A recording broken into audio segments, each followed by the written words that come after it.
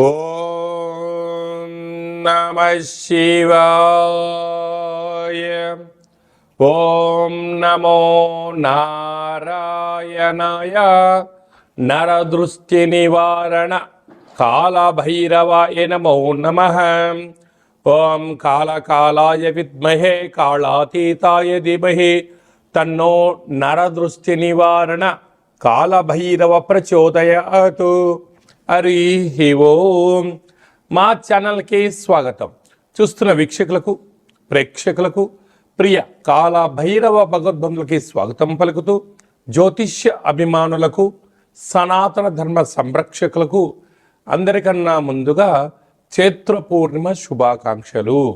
చైత్రమాసం అనగానే మనకు అందరికీ గుర్తొచ్చేది వేసవి కాలం.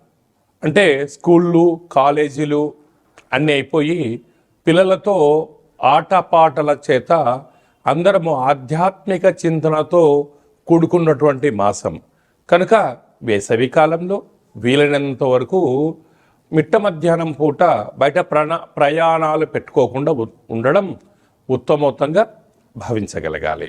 1 ఏప్రిల్ నెల 2026 నుండి 15/4/2026 వరకు పుట్టినటువంటి వారందరికీ కూడా ముందస్తుగా జన్మదిన శుభాకాంక్షలు. గతంలో వివాహం చేసుకున్న వారికి వివాహ వార్షికోత్సవ శుభాకాంక్షలు. ద్వాదశ రాశుల్లో గ్రహ గమనాలను వీక్షింపచేద్దాం.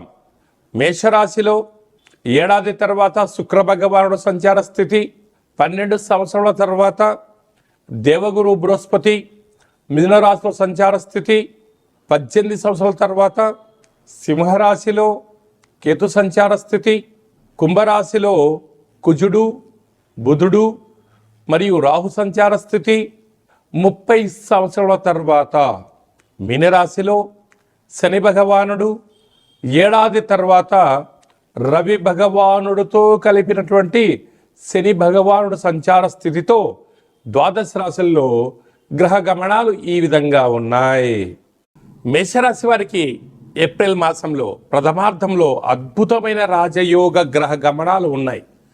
ఇలాంటి కాల సమయంలో ఎన్నడూ లేనటువంటి విధంగా ఈ సంవత్సరము ఆదాయ వ్యయాలు కూడా చాలా అద్భుతంగా ఉన్నాయి. ఒకవైపు ఏలనాటి శని ప్రభావం ఉండినను అద్భుతమైన జీవితం ఎలా పొందాలో ఈ వీడియోలో సవివరంగా సంపూర్ణంగా తెలుసుకుందాం. మేషరాశిలో ఏ నక్షత్రాలు వస్తాయి అనగా అశ్విని నక్షత్రంలోని 4 పాదాలు, భరణి నక్షత్రంలోని 4 పాదాలు, కృతికా నక్షత్రంలోని 1 పాదం కలిపితే మేషరాశి. రాశాధిపతి కుజ భగవానుడు. ఏడాది తర్వాత శుక్ర భగవానుడు రాశిలోనే సంచారం చేయడం వలన నూతన వస్త్రాలు, బంగారు ఆభరణాలు, తీర్థయాత్ర కార్యక్రమాలు, బంధుమిత్రు స్నేహితులతో ఆనందకరమైన జీవితాన్ని పొందబోతున్నాడు. ఎన్నడూ లేనటువంటి విధంగా విశేషమైనటువంటి ఏకాదశి స్థానంలో త్రిగ్రహ సంచార స్థితి. ఏడాది తర్వాత రవి భగవానుడు మీనరాశిలో శని భగవానుడితో సంచారం చేస్తున్నాడు కనుక మేషరాశి వారు తప్పక పాటించాల్సిన మొదటి అంశం ఏమిటనగా మీ జన్మ నక్షత్రం రోజున పూర్ణిమ, అమావాస్య తిథుల యందున, అష్టమి తిథి యందున ముఖ్యమైన పనులు మాత్రం ఆచరించవద్దు. సర్వత్రా అద్భుతమైన అఖండ రాజయోగము నిత్యము మీ సొంతం అవ్వాలి అన్నట్లయితే ఈ చైత్ర పూర్ణిమ సందర్భంగా ఒక ఎర్రటి అంటే నీటిలో ఎర్రటి కుంకుమను కలిపి చంద్ర భగవాన్ని అంటే రాత్రిపూట చంద్రుడు కనపడుతూ ఉంటాడు, ఈ నీటిలో చూసి ఆ యొక్క తిలకాన్ని మీరు బొట్టు పెట్టుకోగలిగినట్లయితే ఈ శని దోషం తొలగి ఐశ్వర్యం కలుగుతుందని చెప్పి గమనించాలి. ఏప్రిల్ నెలలో ప్రథమార్థంలో ముఖ్యమైన పండగల గురించి క్లుప్తంగా, సవివరంగా, సంపూర్ణంగా తెలుసుకుందాం.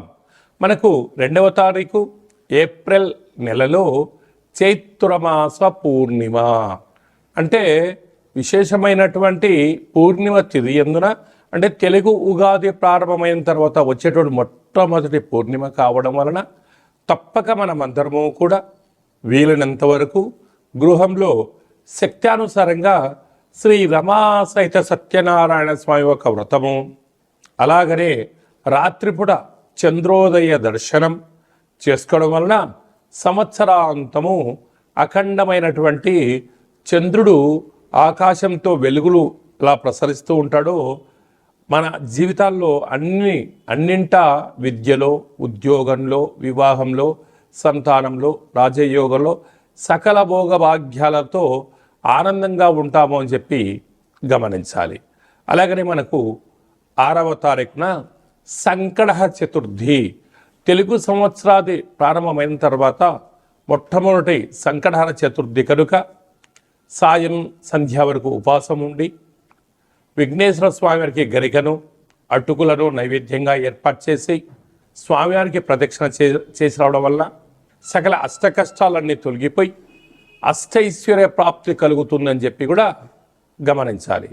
అలాగనే మనకు 10వ తారీఖున చైత్రమాస బహుళపక్ష కాళాష్టమి, తెలుగు ఉగాది ప్రారంభం అయిన తర్వాత వచ్చేటువంటి మొట్టమొదటి కాళాష్టమి కనుక కాలాన్ని మనం జయింపచేయాలన్నా, జాతకంలో ఉండబడిన గ్రహదోషాలు తొలగించుకోవాలన్నా, జీవితంలో మనం అనుకున్న గమ్యాలు చేరాలన్నా కాలాన్ని శాసింపజేసే శక్తి కాలభైరవుడికి ఉంటుంది. కనుక ఇంట్లో కూష్మాండ దీపము, కాలభైరవ అష్టకాన్ని వినడం, స్మరణ చేయడం, ధ్యానం చేయడం, పక్షులకు ఇది వేసవికాలం కావడం వలన కాకులకు, పావురాలకు నీటిని, ఆహారాన్ని వేయడం వలన సకల దోషాలు తొలగిపోతాయి. అలాగనే చాలామందికి ఈ వేసవి కాలంలో అనేక రకాలమైనటువంటి ఇబ్బందులు ఉంటాయి. వీటిని అధిగమించగలగాలి అన్నట్లయితే తప్పక కాళాష్టమి తిథి యందున భైరవ స్వామికి స్మరణ, ధ్యానం అవసరం. అలా కుదరలేనటువంటి వారు ఎవరైనా ఉన్నట్లయితే ఈ కింది నెంబర్ మీరు సంప్రదించినట్లయితే, మీ గోత్రనామాలు పంపించినట్లయితే మన యొక్క దేవాలయంలో నిత్య కాళభైరవ పూజా కార్యక్రమాలు, హోమ కార్యక్రమాలు జరుగుతుంటాయి. అలాగనే కాశీ క్షేత్రంలో కూడా మనము నిత్యము కాళభైరవ పూజా కార్యక్రమం నిర్వహించడం జరుగుతుంది. కనుక మీ గోత్రనామాలు పంపించగలిగినట్లయితే మీకు అక్కడ పూజ చేయించి వీడియో కాల్ ద్వారా ప్రత్యక్ష ప్రసారాన్ని చూపిస్తూ కాళభైరవుడి యొక్క ఆశీస్సులను మీకు అందజేయడం జరుగుతుందని చెప్పి గమనించాలి. కనుక మీ యొక్క వ్యక్తిగత జాతకం తెలుసుకోవాలనుకుంటున్నారా? మీ యొక్క పేరు, పుట్టినటువంటి తేదీ, నెల, సంవత్సరం, పుట్టిన సమయం వ్రాసి వాట్సాప్లో పంపించగలిగినట్లయితే 100 సంవత్సరాల జాతకాన్ని వ్రాసి పంపించి మీరు పుట్టినప్పుడు గ్రహ గమనాలు ఎలా ఉన్నాయి, ప్రస్తుతం ఎలా ఉంటున్నాయి, రాబోయే కాలంలో ఎలా ఉంటున్నాయి, ఈ తెలుగు ఉగాది పండుగ నుంచి ఆదాయ వ్యయాలు, పరిస్థితులు, ఎలాంటి కార్యక్రమాలు ఆచరింపచేయాలి, ఎలాంటి కార్యక్రమంలో మనం విజయం సాధించబోతున్నామో అన్ని విషయాలను మీకు సవివరంగా సంపూర్ణంగా తెలియజేయడం జరుగుతుంది. డేటా బర్త్లు లేనటువంటి వారికి పేరు యొక్క మొదటి అక్షరాన్ని అనుసరిస్తూ రాశి స్థితిగతులను తెలియచేస్తూ రమణ శాస్త్రం ద్వారా అనగా గవ్వల ద్వారా కాళభైరవ ఉపాసన చేత భూత భవిష్యత్ వర్తమానాన్ని గవ్వల జ్యోతిష్యం ద్వారా తెలియజేయడం జరుగుతుంది. అందరికీ శుభాన్ని, ఐశ్వర్యాన్ని, ఆనందాన్ని చైత్ర పూర్ణిమ నుండి ఈ తెలుగు ఉగాది సంవత్సరం అందరూ అద్భుతమైన విజయాలు సాధించాలని కోరుకుంటూ మనసారా ఆశీర్వచనం. ఓం శతమానం భవతి శతాయు పురుష సతేంద్రియ ఆయుష్యేవేంద్రియే ప్రతిష్టతి ధనం ధాన్యం బహుపుత్రలాభం శత సంవత్సరం దీర్ఘమాయు సర్వే జనా సుఖినో భవంతు లోకా సమస్తా సుఖినో భవంతు సర్వం కాళభైరవ దేవతార్పణమస్తు. హరి ఓం. ఈ వీడియో మీకు నచ్చినట్టయితే మా ఛానల్ని సబ్స్క్రైబ్ చేసుకోండి, గంట సింబల్ ప్రెస్ చేయండి, ఆల్ బటన్ కూడా తెలియచేయండి. ఈ భక్తి సమాచారాన్ని భగవద్బంధులకు, మిత్రులకు, స్నేహితులకు చేరవేయండి. హిందూ ధర్మాన్ని కాపాడండి.